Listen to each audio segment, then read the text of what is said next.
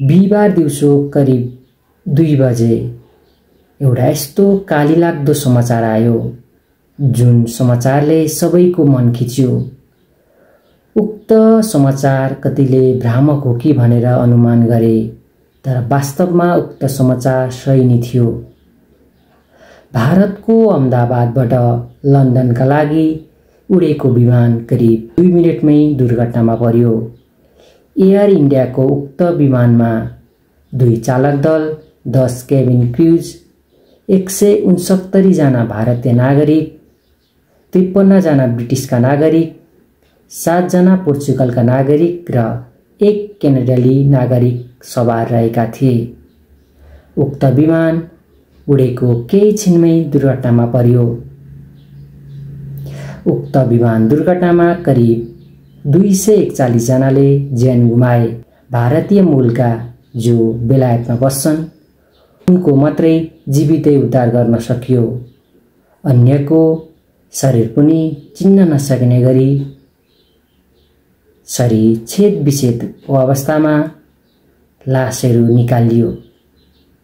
उक्त विमान दुर्घटनामा गुजरातका पूर्व मुख्यमन्त्रीको पनि निधन भयो।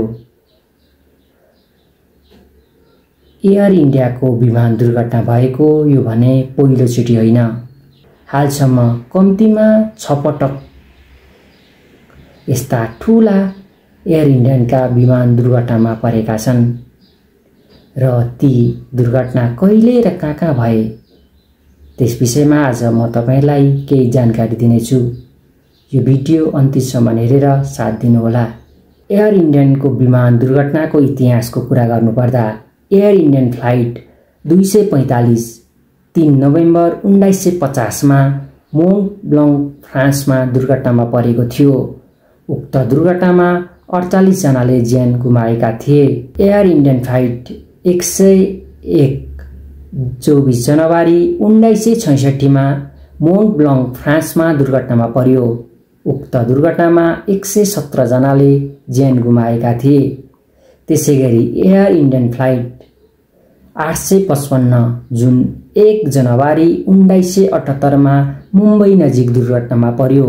उक्त दुर्घटनामा 213 जनाले ज्यान गुमाए। त्यसैगरी इन्डियन फ्लाइट 182 23 जुन 1985 मा आयरल्यान्ड नजिकैको आकाशमय विस्फोटमा पर्यो र उक्त दुर्घटनामा भने अहिलेसम्मकै धेरै एयर इन्डियनको प्लेन क्र्यास हुँदा मानिसको मृत्यु भयो र उक्त दुर्घटनामा करिब 329 जनाले ज्यान गुमाए।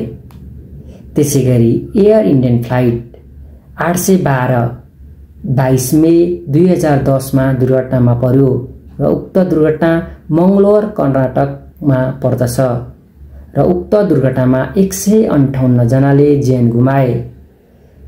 त्यसैगरी एयर इन्डियन फ्लाइट 1344 जुन 7 अगस्त 2020 मा कोझिकोड केरलामा दुर्घटना पर्यो। उक्त दुर्घटनामा 21 जनाले ज्यान गुमाए। सन् 1932 मा स्थापना भएको एयर इन्डियालाई स्थापना कालमा टाटा एयरलाइन्सले भनिन्थ्यो। सन् 1946 मा टाटा एयरलाइन्सको नाम परिवर्तन गरी एयर इन्डिया राखिएको थियो। त्यसपछि एयर इन्डियालाई 1953 मा सरकारीकरण गरियो। 1960 देखि बोइड 707 विमान खरिद गरेर जेट युगमा प्रवेश गरियो। जेट विमान प्रयोग गर्ने पहिलो एसियाली एयरलाइन्स रहेको बताइन्छ।